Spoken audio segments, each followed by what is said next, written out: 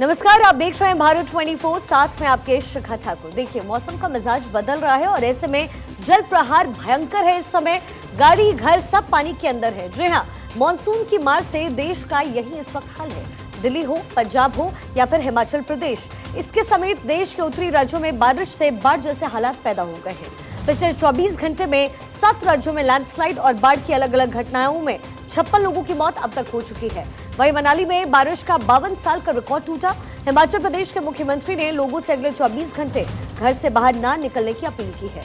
वहीं प्रदेश में कई नदी और नहरें खतरे के निशान से इस वक्त ऊपर बह रहे हैं। 2 जगह बादल फटा है। कुल्लू में व्यास के साथ साथ पार्वती और तीर्थन नदी भी उफान पर है। प्रदेश के अलग अलग क्षेत्रों में 60 गाड़ियां पानी के तेज बहाव में बह चुकी है। पंजाब में सतलुज दरिया के पास बसे 15 से 20 गांव खाली करा लिए गए हैं। वहीं लेह लद्दाख में भारी बारिश के चलते 450 साल पुराना घर भी गिर गया। हिमाचल के 46 घर जमींदोज हो गए। तो देश की कुल बारिश अब तक सामान्य से अधिक हो गई है। 9 जुलाई तक सामान्य बारिश 239 मिलीमीटर होती थी, लेकिन अब ये आंकड़ा बढ़ चुका है और ये पार होकर के 243 मिलीमीटर हो गया है, जो कि 2% अब तक ज्यादा है। दिल्ली में बारिश का 41 साल का पुराना रिकॉर्ड टूटा। गुरुग्राम में सड़कें नदी बनती हुई नजर आ रही है। हरियाणा के हथनीकुंड बैराज से पानी छोड़ा गया, जिसमें यमुना में बढ़ते जल स्तर को लेकर के चेतावनी भी दी गई है। ये खतरे के निशान के करीब पहुंच चुकी है। दिल्ली सरकार ने अलर्ट भी इस बाबत जारी किया। आखिर क्यों हो रहा है ऐसा और सरकारें हर बार हाथ क्यों खड़े कर देती है, आज इसी मुद्दे को लेकर के हम चर्चा करेंगे। हमारे साथ कई मेहमान भी इस वक्त जुड़ चुके हैं। आगे हम इस पर चर्चा करें उससे पहले आपको दिखाते हैं एक रिपोर्ट। पहाड़ से लेकर मैदान तक बारिश से त्राहिमाम, पानी का प्रहार, टहल उठा इंसान, डूब गई गाड़ियां, घर हुए धड़ाम, पहाड़ हुए चूर चूर, प्रशासन हुआ मजबूर, सड़कों पर सैलाब, मुसीबत बेहिसाब। हिंदुस्तान जल प्रलय से कांप रहा है। कई राज्य पानी पानी हो चुके हैं। जमीन तो छोड़िए, पहाड़ पानी पानी नजर आ रहे हैं। इस आसमानी आफत से सड़कें समंदर में तब्दील हो गई हैं। घर धराशायी हो रहे हैं, तो वहीं पहाड़ चूर चूर हो रहे हैं। राजधानी दिल्ली समेत पंजाब और हिमाचल प्रदेश का बुरा हाल है। दिल्ली में 40 साल, गुरुग्राम में 48 साल, तो मनाली में 52 साल की बारिश का रिकॉर्ड टूटा है। 4 राज्यों में 20 से ज्यादा लोगों की मौत हो चुकी है। मौसम विभाग ने देश के अलग अलग राज्यों में बारिश का अलर्ट जारी किया है। जिन राज्यों में अलर्ट जारी किया गया है उनमें हिमाचल प्रदेश, जम्मू कश्मीर, पश्चिम बंगाल, उत्तर प्रदेश, मध्य प्रदेश, राजस्थान, उत्तराखंड, हरियाणा, ओडिशा, गुजरात, महाराष्ट्र, दिल्ली, पंजाब, बिहार और गोवा शामिल है। आसमानी आफत के चलते दिल्ली में बाढ़ का खतरा मंडराने लगा है। हरियाणा के हथनीकुंड से 1 लाख क्यूसेक पानी छोड़ा गया है। वहीं देश के अलग अलग राज्यों से आई तस्वीरें दहला रही हैं। पंजाब, हरियाणा, हिमाचल प्रदेश और मध्य प्रदेश से आई इन तस्वीरों को देखिए, जो आफत को बयां कर रही हैं।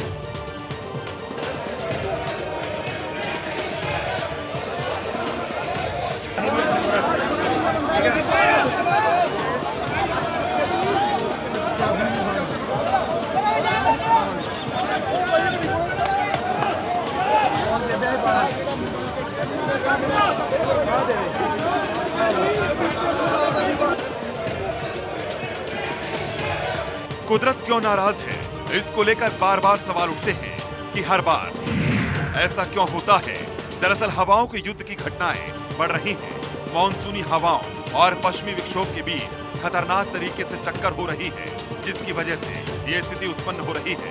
2013 में उत्तराखंड की त्रासदी इसकी वजह रही है, जिसमें सैकड़ों लोगों की जान चली गई थी और जिससे उबरने में कई साल लग गए थे।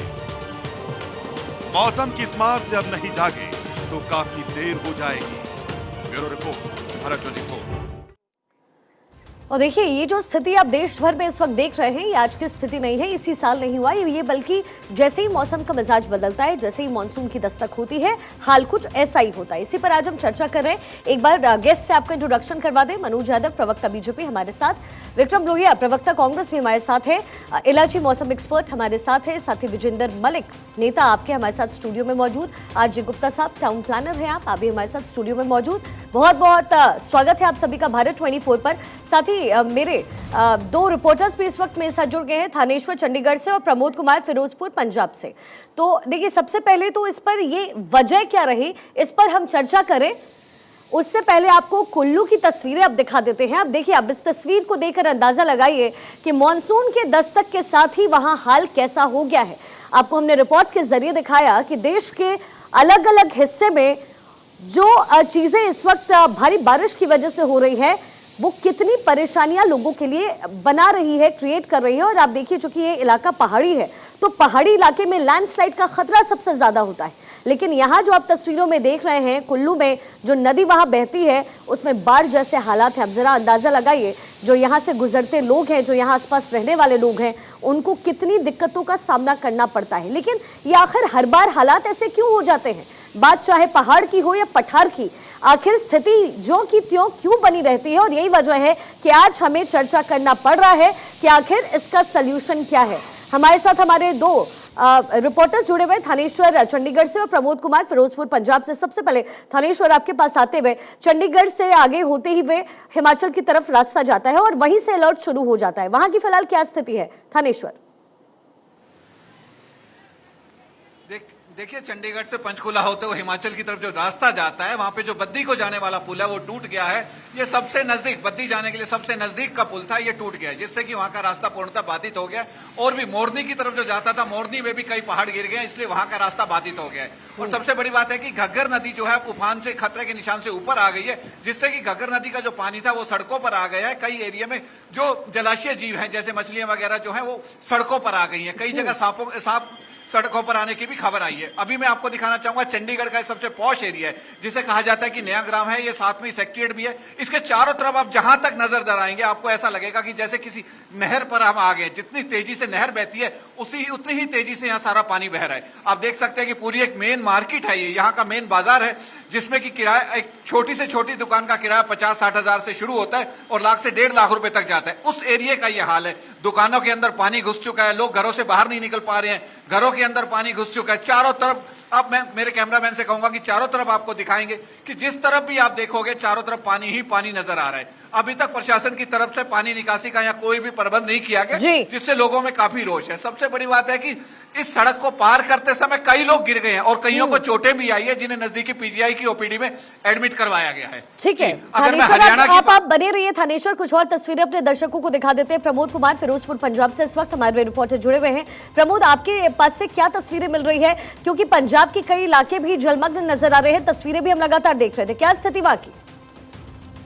यहाँ पे जो हम सीमावर्ती, फिरोजपुर के सीमावर्ती इलाके पे आज खड़े हुए हैं, हम देखेंगे कि आज भी यहाँ पे सारे इलाकों में जो पानी भर चुका है, दरिया का जो पानी है, सतलुज का दरिया का पानी, वो खेतों में जा चुका है और लोगों के घरों तक पानी पहुंच चुका है। मैं कैमरामैन से कहूंगा कि वो आपको दिखाएं कि साथ में ये जो आप देख रहे हैं, ये कोई नजारा नहीं है, कोई दरिया नहीं है, ये पंजाब के फिरोजपुर के खेत हैं जिसमें पानी जा चुका है। वो जहाँ पे आप लोग देख रहे हैं, वो सारा दरिया का इलाका है और लोग जो है दरिया के इलाके पानी में खड़े हुए हैं और चारों तरफ पानी ही पानी है। स्थिति ऐसी हो चुकी है कि जो समझ के बाहर है। फिरोजपुर का प्रशासन भी यहाँ पे लगातार अपनी विजिट कर रहा है, लेकिन उनके जो दावे हैं वो खोखले नजर आ रहे हैं। क्योंकि कल वो आए थे यहाँ पे विजिट करने के लिए, फिरोजपुर के जो डीसी हैं या एसएसपी साहब है, जैसा कि पंजाब के मुख्यमंत्री भगवंत मान जी ने दिशा निर्देश दिए कि उन्होंने कि जाओ और अपने इलाके में जाके खड़े हो। पंजाब के एमएलए जितने भी थे, सारे के सारे एमएलए साहिबान को भी भेजा गया कि उनको जाके वो अपने इलाके में सारी स्थिति का जायजा ले। पर हालात ऐसे हैं कि जो पानी है वो घरों पर पहुंच चुका है, दरिया का पानी जो है खेतों में जा चुका है, फसलों का नुकसान हो चुका है। अभी देखा जाए ठीक है। तो सारी फसलें हैं वो तबाह हो चुकी हैं। बिल्कुल, स्थिति कितनी खराब है, कितनी बदहाल है, ये तस्वीरें खुद बयां कर रही है। अक्षय प्रगति मैदान से इस वक्त मेरे साथ जुड़ गए हैं। अक्षय, ये वो टनल बनाया गया था ताकि लोगों को आवाजाही में दिक्कतें ना हो, बड़े आराम से पहुंच जाए, ट्रैफिक जो है वो कंट्रोल हो सके, लेकिन थोड़ी सी बारिश हुई और इस टनल को बंद कर दिया गया। क्या वजह है कि इतने करोड़ की लागत से बना हुआ ये टनल, यहां भी पानी निकासी के लिए कोई व्यवस्था नहीं की गई है?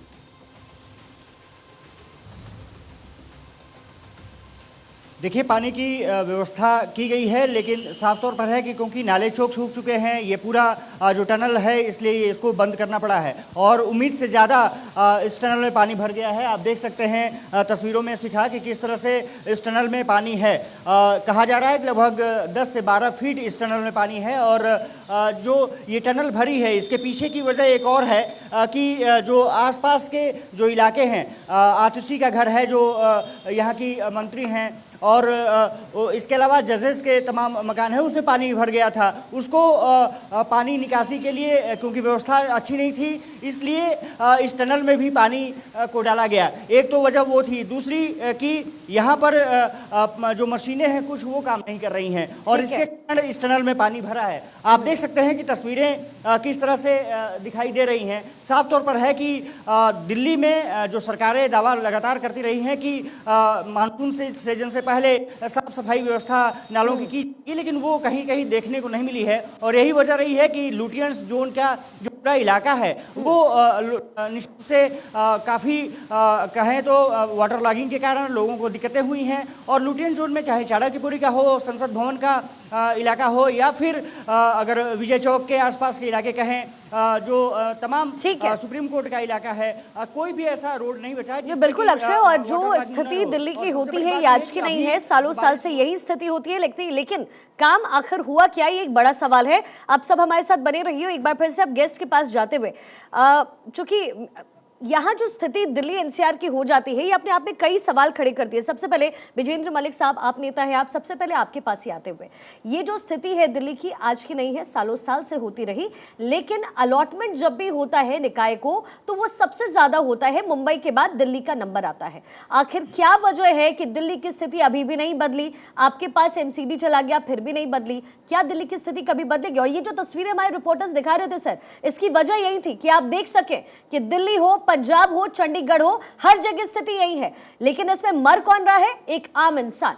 विजेंद्र जी देखिए शिखा जी, दिल्ली में पिछले 15 साल से एमसीडी में भाजपा के अंडर एमसीडी आती थी, तो जैसे बीजेपी ने घोटालेबाजी के रिकॉर्ड तोड़ के और इसको भी तहस नहस एमसीडी को का जो दुर्गति एमसीडी की है, इसका जो बदहाल आज स्थिति है, इसके लिए पूर्ण रूप से भारतीय जनता पार्टी जिम्मेवार है।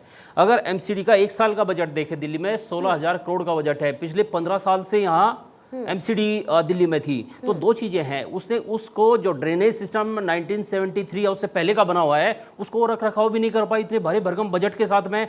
अगर 15 साल का आप बजट जोड़े तो 2,40,000 करोड़ का बजट बैठता है, जो ड्रेनेज सिस्टम को मेंटेन करना और उसको नए अगर कोई चैलेंज आता है उससे कैसे पार पाया जाए। लेकिन वो हाथ पे हाथ रख के बैठे रहे। हमारे लाट साहब दिल्ली के एलजी साहब मखमल पे घूम रहे हैं, उन्होंने आके पब्लिक की ये भी खबर नहीं ली जो कि पब्लिक किस हालात में है। कल दिल्ली के जितने सारे मंत्री, एमएलए, सभासद सारे पानी में जाकर उसका जायजा ले रहे थे, उनके पब्लिक को उस समस्या से कैसे उसे निजात दिलाई जाए उस सब पे काम कर रहे थे बारिश में घूमते हुए। विजेंद्र जी, ये तो आपने बीजेपी का जिक्र कर लिया, मैं बीजेपी के नेता हैं मनोज जी, मैं उनसे इसका जवाब लूंगी जो आपने सवाल पूछा, लेकिन मेरा सवाल ये है कि मार्च में जब आपका अलॉटमेंट हो गया और 27% एमसीडी को ज्यादा अलॉट हुआ है आपके बजट का, जो कुल बजट था वो 27% ज्यादा, अगर आपको जानकारी हो 8,241 करोड़ रुपए ज्यादा दिए गए हैं एमसीडी को, तो आप मार्च से अप्रैल से लेकर के अभी तक क्या ये उपाय नहीं किया जा सकता था? क्या जरूरी है कि पिछले सरकार पर ठीकरा फोड़ते रहेंगे? देखिए, सरकार को एमसीडी में आम आदमी पार्टी की सरकार को आए हुए 6 महीने भी नहीं हुए और इनका पहले षड्यंत्र देखिए, 7 से 8 महीने गुजरात इलेक्शन के चक्कर में इन्होंने एमसीडी के इलेक्शन लेट कराए। अगर इन्होंने समय पे अगर चुनाव करवा दिए होते तो आज एमसीडी की या जल भराव की ये स्थिति नहीं होती, नंबर 1। नंबर 2, एमसीडी में आम आदमी पार्टी की 134 सीट आने के बावजूद जो उन्होंने अड़ंगा अड़ाया, जितना ये कर सकते थे, सुप्रीम कोर्ट को जाके इंटरवीन करना पड़ा, तब जाके दिल्ली की मेयर बनी। यमुना की सफाई में, कचरे को उठाने में, ड्रेनेज सिस्टम बनाने में बीजेपी, विजेंद्र जी, दिल्ली में मैं पूरी बात अपनी ये रख देता हूँ, उसके बाद आप क्वेश्चन कर सकते हैं। तो इसमें दिल्ली की जो पब्लिक का सबसे बड़ा अगर कोई दुश्मन है तो भारतीय जनता पार्टी है, जो पिछले 15 साल में उन्होंने कुछ करके नहीं दिया, उस ड्रेनेज सिस्टम को मेंटेन करके नहीं दिया इतने भारी भरकम बजट के साथ। मैं तो आपसे पूछ रही हूं कि आप क्या अगर 3 महीने में क्या किया? आप सब्जेक्ट से इतर जाएंगे तो मुझे रोकना पड़ेगा सर। ये क्वेश्चन तो भारतीय जनता पार्टी को पूछे कि 15 साल में क्या यानी क्या। अभी आम आदमी पार्टी सरकार को 10 साल और चाहिए दिल्ली की स्थिति बदलने के लिए। आम आदमी पार्टी ने बारिश में पहली बार सारे मंत्री, सारे एमएलए, सारे सभासद, सारे संबंधित अधिकारी मैदान में उतार के उस समस्या से कैसे निजात दिलाया जाए, उनके चाहे वो कहीं जल भराव की स्थिति हो, इवैक्यूएशन की स्थिति हो, अलर्ट की स्थिति हो, वहां से सेपरेट एक जगह से दूसरे जगह उनको सामान, अगर कुछ जरूरत की चीजें हैं, पानी से बचाव की चीजें हैं, वो सारी व्यवस्था की जा रही है। आज मुख्यमंत्री अरविंद केजरीवाल जी ने खुद एक बैठक बुलाई है इस समस्या से। नहीं, लेकिन बैठक तो बुलाई है, लेकिन परिस्थिति तो वही है, जूझ तो आम आदमी रहा है। ठीक है, मनोज यादव जी से आपके सवाल का जवाब लेते हैं विजेंद्र जी। मनोज जी, विजेंद्र जी कह रहे हैं ये आरोप आपकी सरकार पे, चूंकि एमसीडी आपके पास रही सालों सालों, उनका कहना है कि ये स्थिति जो दिल्ली की है वो आज की तो है नहीं, तो ये स्थिति अब तक नियंत्रित क्यों नहीं हुई? और आप बोल रहे हैं कि आम आदमी पार्टी सरकार क्या कर रही है, 3 महीने में क्यों नहीं कुछ कर पाई? जी देखिए शिखा जी, ऐसा है कि झूठ बोलना, झूठ बोल करके यू टर्न ले लेना, ये नोटंकी करना, भ्रम फैलाना, ये अरविंद केजरीवाल के प्रवक्ता ये सारे ऐसे ही करते रहते हैं। आपने देखा होगा कि मैं आपको याद दिलाता हूँ 1993 में झूठे हैं, सावन के अंधे को हरा हरा दिखाई देता है। ये बीच में विजेंद्र जी, आपको समय बहुत दिया मैंने जी। मनोज जी प्लीज आप कंटिन्यू कीजिए। झूठ मत बोलिए, बाकी जो चीजें हैं, जो चीजें सच्ची चीजें हैं वो आप बोलिए। शिखा जी ऐसा है कि जी प्लीज आई रिक्वेस्ट आप प्लीज इंटरप्ट नहीं करेंगे। मनोज जी, जो झूठ बोलने के सबसे बड़े गप्पू हैं वो बोल रहे हैं झूठ मत बोलिए। मैं 1993 से 96 तक का याद दिलाता हूं, जब मदन लाल खुराना जी की सरकार होती थी तो बरसात से पहले 2-2, 3-3, 4-4 बार मीटिंगें होती थी। प्रतिपक्ष के नेता के साथ भी बैठाया जाता था, जल बोर्ड के चेयरमैन को साथ में बैठाया जाता था और बैठ करके मीटिंग की जाती थी कि आने वाले समय में जो समस्याएं आने वाली है उसमें कितना बजट चाहिए, और प्रतिपक्ष के नेता को ले जाकर के दिखाया जाता था। लेकिन अभी आम आदमी पार्टी की सरकार है, मैं इनसे पूछना चाहता हूं कि अरे आप तो हर समय झूठ बोलते हैं, मोदी जी हमें काम नहीं करने दे रहे हैं, अलजी जी काम नहीं करने दे, 500 स्कूल बनाने की बात कर रहे हैं, उसमें धराशायी हो गई, गंगा आपकी साफ हुई होगी। मनोज यादव जी, सवाल विजेंद्र जी की बात को छोड़िए, सवाल मेरा आपसे ये है कि 15 साल एमसीडी आपके पास था, ड्रेनेज सिस्टम, कूड़ा, यमुना की जो स्थिति है, बीजेपी ने उस समय क्या किया? अगर उस समय काम सही तरीके से, ड्रेनेज पे भी आप बात कर लीजिए, होता तो आज शायद ये स्थिति नहीं होती, आज विजेंद्र जी बहाने नहीं मार रहे होते। देखिए बहाना, शिखा जी, ये लोग झूठ बोलना, बहाना भरने की इनकी आदत है और ये हमेशा करेंगे। मैं पूछना चाहता हूं कि जो स्कूल बना कालका के अंदर, गढ़ी के अंदर जो स्कूल की दीवार ढरी, इन्हीं के शासनकाल में बनी, और क्या असर हो गया? कालका से विधायक कौन है? अतिशी है, अतिशी वहां देखने भी नहीं गई है। पीडब्ल्यूडी मिनिस्टर कौन है? इनके मिनिस्टर है। मैं पूछना चाहता हूं, जिस तरह से सड़कें धंस रही है, ड्रेनेज सिस्टम खराब हो गया है, और एमसीडी आपके पास Himachal Pradesh, we have given extremely heavy rainfall, but along with that we've given red alert based on the impact as well as the likelihood of people being affected. As you've seen, landslides as well as flash flood. और जाहिर तौर पे लोग काफ़ी परेशान हैं, और ये एक ऐसा मौका है जिसमें हम सबको मिलके एक दूसरे की मदद करनी है। ये मौका फिंगर पॉइंटिंग का नहीं है कि इसने ऐसे क्यों नहीं किया, उसने ऐसे क्यों नहीं किया। मैं समझता हूँ कि पूरे नॉर्दर्न इंडिया में जहाँ जो प्रभावित इलाके हैं, वहाँ की सभी सरकारें अपनी अपने तरीके से लोगों को राहत पहुँचाने के लिए काम कर रही हैं, और हम सबको मिलके, सरकारों को और लोगों को मिलके और सभी पार्टियों को मिलके इसके ऊपर लोगों को राहत पहुँचाने की ज़रूरत है। मैं पिछले कुछ दिनों में दिल्ली में भी जो हालात बने हैं उसके ऊपर मैं अभी डिटेल में चर्चा करूंगा, लेकिन पिछले कुछ दिनों में जिस तरह से हमारे सभी ऑफिसर्स, एमएलएज, सभी पार्टियों के, मैं किसी एक पार्टी का नहीं, सभी एमएलए, सभी काउंसलर्स, सभी मेयर, मंत्री, सब जो ज़मीन पे उतर के लोगों की मदद कर रहे हैं, उन सब लोगों को उन सब लोगों को मैं शुक्रिया अदा करना चाहता हूं कि उन्होंने मैं कई ऑफिसर्स को मैं जानता हूं जिन्होंने रात भर 24-24 घंटे काम किया है, लेकिन जितनी बड़ी समस्या है उसको देखते हुए चाहे जितने मर्जी एफर्ट्स किए जाएं, all efforts are proving less, वो सब कम साबित हो रहे हैं जितने भी हम एफर्ट्स अभी करते जा रहे हैं। अब थोड़ा सा सिचुएशन के ऊपर मैं एक बैकग्राउंड बता देता हूं कि 8 और 9 जुलाई के जो 24 घंटे थे, उन 24 घंटों में 153 mm बारिश हुई है, 153 mm बारिश हुई है। 40 साल में, ये दिल्ली का अब मैं डेटा दे रहा हूं, बाकी स्टेट्स का नहीं दे रहा। 40 साल में इतनी बारिश पहली बार 40 साल के बाद हुई है। 1982 में 169.9 170 mm बारिश हुई थी, इस बार 153 mm बारिश हुई है। सो अनप्रेसिडेंटेड बारिश है। इतनी बारिश को बर्दाश्त करने के लिए दिल्ली का सिस्टम डिजाइंड नहीं है, तो जाहिर तौर पे लोगों को बहुत ज्यादा समस्याएं आई। दिल्ली का सिस्टम कितना बर्दाश्त कर सकता है, तो पिछले कुछ वर्षों के अगर हम एग्जाम्पल लें तो पिछले कुछ वर्षों में 3-4 ऐसे इंसिडेंट्स हुए जब 100 mm क्रॉस कर गई थी बारिश। उस वक्त भी कुछ इलाके ऐसे थे दिल्ली में जहां पे पानी का जल भराव हुआ, लेकिन आधे घंटे में, 1 घंटे में, 1.5 घंटे में ठीक हो गया। हर साल बारिश आती है, हम देखते हैं हर साल जब बारिश आती है कुछ इलाके ऐसे होते हैं जो वल्नरेबल पॉइंट्स हैं जहां पे पानी का जलभराव होता है, लेकिन घंटे 1.5 घंटे के अंदर उसको ठीक कर लिया जाता है। पिछले कुछ वर्षों में 100 से 125 mm तक बारिश को भी दिल्ली ने बर्दाश्त किया था और घंटे 1.5 घंटे के अंदर दिल्ली में ठीक हो गया था। लेकिन 153 mm बारिश अनप्रेसिडेंटेड है, जिसकी वजह से दिल्ली के लोगों को ज्यादा तकलीफ हुई। तो दिल्ली के सीएम अरविंद केजरीवाल को इस वक्त आप सुन रहे थे और बारिश को लेकर के क्या कुछ स्थिति है इसके बारे में वो जानकारी दे रहे थे। लगातार इसी पर हम डिस्कशन कर रहे हैं, हमारे साथ गेस्ट का बड़ा पैनल मौजूद, लेकिन फिलहाल वक्त एक छोटे से ब्रेक का, फौरन हाजिर होते हैं क्योंकि चर्चा जरूरी है। ये एक ऐसा मुद्दा है जिससे दिल्ली और यहाँ की जनता जूझ रही होती है। एक बार फिर से इंट्रोडक्शन करवाते हुए मनोज यादव बीजेपी नेता इस वक्त हमारे साथ मौजूद, विक्रम लोहिया प्रवक्ता कांग्रेस मौजूद, इलाजी मौजूद है, मौसम एक्सपर्ट है आप, विजेंद्र मलिक नेता आप हमारे साथ स्टूडियो में, और आरजे गुप्ता टाउन प्लानर भी इस वक्त हमारे साथ मौजूद है। साथ ही मेरे 2 रिपोर्टर थानेश्वर और अक्षय इस वक्त अलग अलग जगहों पर, अलग अलग राज्यों में इस वक्त मौजूद हैं।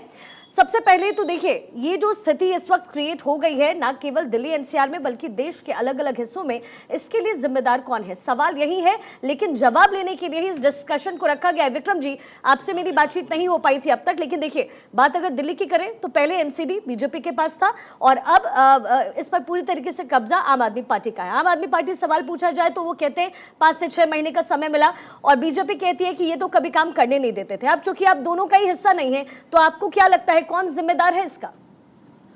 देखिए, सबसे पहले तो मैं भारत 24 को धन्यवाद करना चाहता हूं कि जो उन्होंने सत्ताधारी नेताओं को जगाने का काम किया। आज आपके चैनल की इस मुहिम से लोगों को जागरूकता मिल रही है। जिस प्रकार से सोए हुए नेता, सत्ताधारी नेता अपनी जिम्मेदारियों से पल्ला झाड़ने का काम कर रहे हैं, आज भारत 24 की इस मुहिम से इनके अंदर लाज और शर्म जागेगी और दिल्ली की जनता को सहूलियत देने का ये काम करेंगे। जिस प्रकार से अरविंद केजरीवाल जी डंका पीटने का काम किया करते थे कि मैं दिल्ली का बेटा हूं, मैं जल भराव की समस्या को लेकर के मिंटो रोड के जहां जल भराव हुआ करता था, उस बात को लेकर के केजरीवाल जी ने कितनी बार कहा कि ऐसी गाड़ियां स्मूथ निकलेंगी, कभी जल भराव नहीं होगा, कभी मौसम खराब भी हुआ तो जल भराव होने नहीं दूंगा, दिल्ली की समस्याओं को मैं दिल्ली का बेटा हूं, मैं समझूंगा। लेकिन उन्होंने ऐसा कोई काम नहीं किया। आज दिल्ली की जनता केजरीवाल से दुखी हो चुकी है, जगह जगह जल भराव। लेकिन केजरीवाल की पार्टी की और उनके नेताओं की नीयत खराब। ये लोग कभी किसी समस्या का समाधान करने के लिए नहीं आए हैं, समस्याओं को उत्पन्न करने के लिए आए हैं। जब शीला दीक्षित जी की सरकार हुआ करती थी, बड़ी सूझबूझ से काम हुआ करता था। भाजपा के साथी प्रवक्ता ने बताया कि जब मदन लाल खुराना जी की सरकार थी, उन्होंने बड़ी सूझबूझ से काम किया। लेकिन अगर उन्होंने सूझबूझ से काम किया होता तो एक ही 5 साल के टर्म के अंदर एक 5 साल की सरकार के अंदर 3 मुख्यमंत्रियों को बदल देना, इसका मतलब कि मुख्यमंत्री नाकाम थे, एक के बाद एक के बाद एक। लेकिन शीला दीक्षित जी ने जब काम किया और जब उनका देहांत हुआ तो प्रधानमंत्री जी का वक्तव्य था कि शीला दीक्षित ने दिल्ली को डेवलप करने का काम किया। नहीं, डेवलप करने का, देखिए विक्रम जी, लेकिन स्थिति तो तब भी यही थी। ये तो दिल्ली की जनता को हर किसी ने, आज मैं आपको बताना चाहता हूं कि जिस प्रकार से नालियों की सफाई नहीं हुई, गटरों को खोला नहीं गया, जिस प्रकार से आज जो बैठकें कल शुरू हुई हैं, जो कल तत्काल में सबको इकट्ठा करके काम करने के लिए बात कहा गया कि आप अपनी जिम्मेदारियां संभालें, ये सब काम तो आज से 1 महीना पहले उनका, बारिश तो मई में हो रही थी, जून में हो रही थी, जुलाई आ गया, लेकिन आज इनकी स्थिति क्या है, बद से बदतर हो गई। मतलब जब बारिश शुरू हुई, आपको अपने काम का नजरिया बदलना था, आपको काम करने का तरीका बदलना था, लेकिन आपके सर पे जब आफत आन मड़ी तो आपने उसको ठीकरा फोड़ना शुरू कर दिया। भाजपा पे, एलजी पे, बीजेपी वाले कह रहे हैं आम आदमी पार्टी। अरे जिम्मेदारी आप दोनों सरकारों की है। आज लुटियन जोन किसके पास आता है? केंद्र सरकार के पास आता है, और आज एमसीडी आम आदमी पार्टी के पास है। दोनों पार्टियां पल्ला झाड़ रही हैं, एक दूसरे पे ठीकरा। चलिए ठीक है, आपके इन आरोपों का जवाब लेंगे विक्रम जी। मनोज जी, मैं आऊंगी आपके पास, मेरे पास 2 और मेहमान है, एक बार इंट्रोडक्शन मैं उनका करा दूं। आरजी गुप्ता साहब, आप पूरी दिल्ली को समझ रहे हैं, टाउन प्लानर हैं आप, दिल्ली की स्थिति क्या बदली जा सकती है? आप प्लान के अकॉर्डिंग काम करें, बिल्कुल चेंज हो जाएगी, एकदम चेंज होगी, नोबडी कैन स्टॉप इट। नहीं, लेकिन कैसे बदली जाएगी? क्योंकि ये तो जो सरकारी नुमाइंदे यहाँ पर हैं, जो पार्टियों के नुमाइंदे हैं, उनको कैसे आप बताएंगे कि क्या बदला जाए, क्या काम करें? Replan it, redevelop it, reconstruct it, remaintain it with the help of section, मतलब 1 2 3 देन 4 5 6 7 8 9 नहीं है, 10 11 सब के सब है, कंप्लीट है, मेरे पास है, आके देख लो अब। यानी कि दैट कैन बी चेंज, लेकिन ये कि कोई काम कर नहीं रहा है कुल मिलाकर, ये तो ऑफिस वाले बताएंगे। ठीक है, इला जी हैं, मौसम विभाग जानकार हैं। इला जी, अब एक बार मैं आपसे समझना ये चाहूंगी कि अभी तक तो जितनी एमएम बारिश हो गई 41 साल का रिकॉर्ड टूट गया, लेकिन आने वाले दिनों में मौसम का मिजाज कितना बदलता नजर आ रहा है? क्योंकि ये अब खतरे की घंटी है। प्रधानमंत्री मोदी ने भी कह दिया कि एसडीआरएफ, एनडीआरएफ अब अलर्ट मोड पर रहेगी। कितना खतरा आपको नजर आ रहा है? जी, खतरा जरूर है, ये ग्लोबल वार्मिंग का भी नतीजा है। और आपने देखा है विदेश में, जर्मनी में इतने हानिकारक डेडली फ्लड्स हुए, तो भारत में जो हम अभी बारिश देख रहे हैं कुछ भी नहीं है। आने वाले कल में और बारिश होगी, इससे कई ज्यादा बारिश होगा, इस साल भी हो सकता है, आवश्यकता जरूर है। और ऑफ कोर्स जैसे सर ने बोला, हमारा जो टाउन प्लानिंग है उसका काफी ओवरहॉलिंग जरूरी है, लेकिन यहाँ पे 2 इश्यूज हैं। एक है ग्लोबल वार्मिंग की वजह से ज्यादा पानी बरसना, दूसरा है हमारी खूबसूरत गवर्नमेंट की नीयत। जो भी गवर्नमेंट आता है वो सब करप्ट है, और वो हम सबको पता है।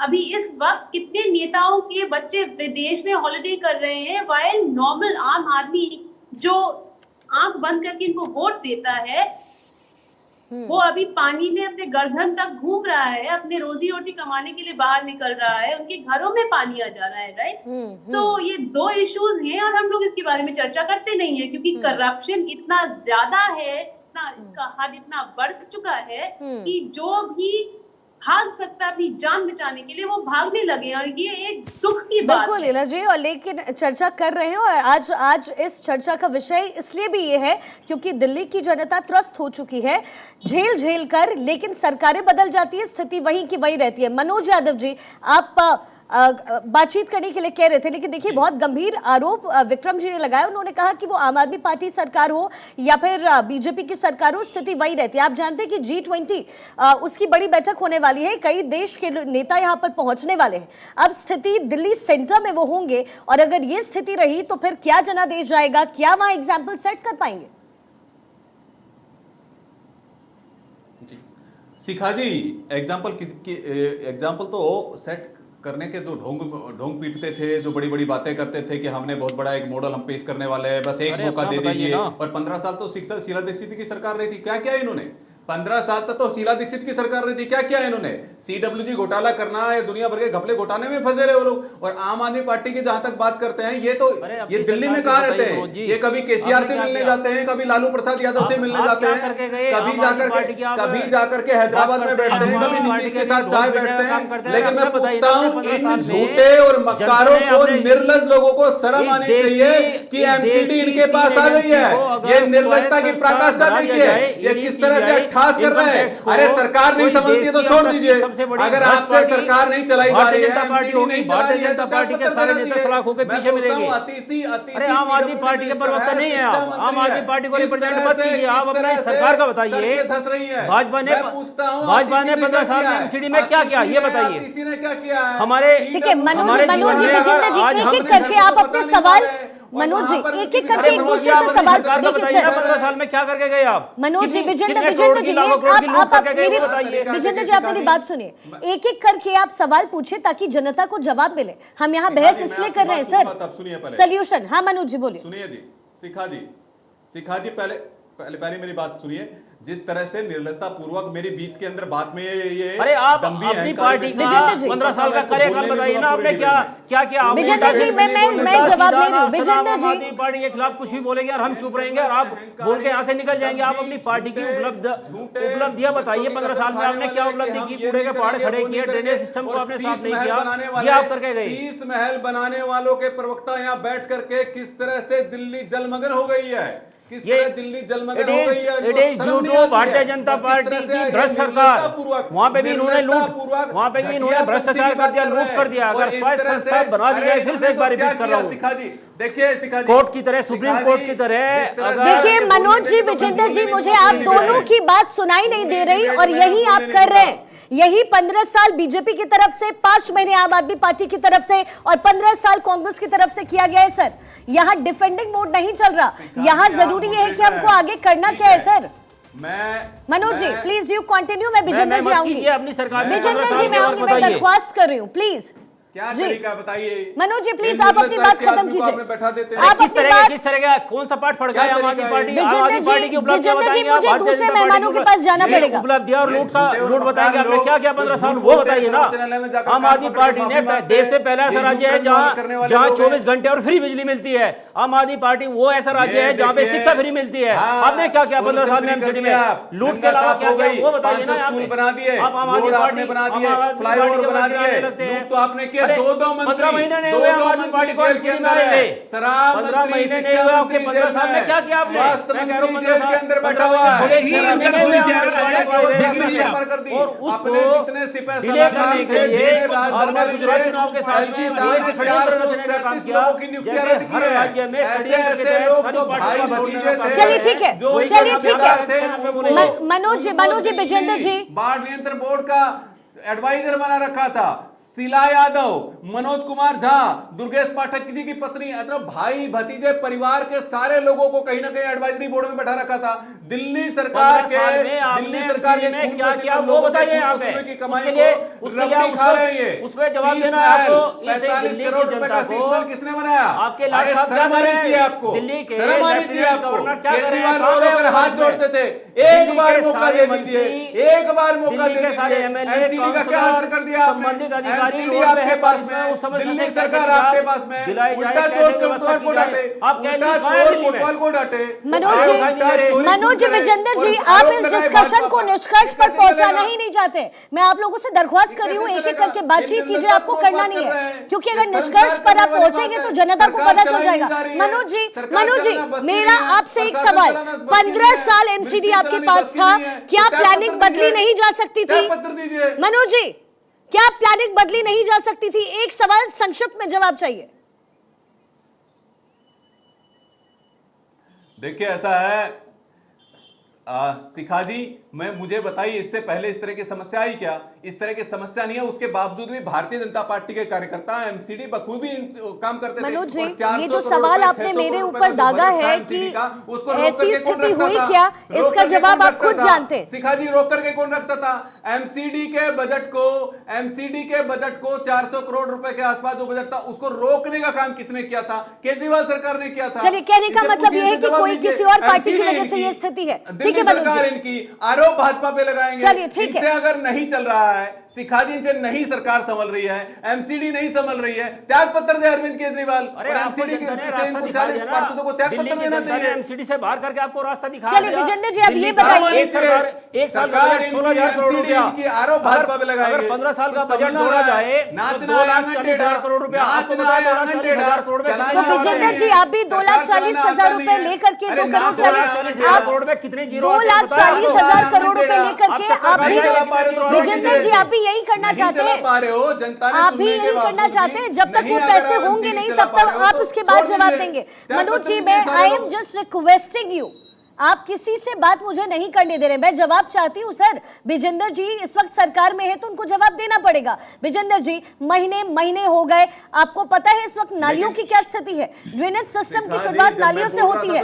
Manoj ji please, I just request you to stop please.